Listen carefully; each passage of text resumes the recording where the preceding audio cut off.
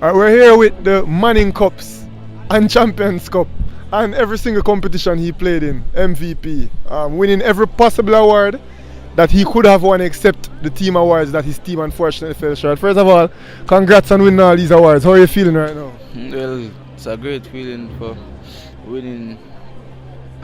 I don't know what to say. Winning every award they could have think of right now. Alright, so today your name was being called over and over again. You know, was it annoying constantly having to walk back and forth? Yeah, it was annoying. The second time I get stand up, I was like, oh my god. Alright, so first of all, we know how your season was. We know about the almost 30 goals. We know about the 5 in 1 game. We know about everything, right? So let's talk about your All Manning Cup selection. First of all, we knew that you were going to make the team. Who decided who was going to get number 10? Because there are a lot of number 10s on that All Manning team. Why did you get number 10 shirt? Did you ask for it or did they just give you? I can't tell you that.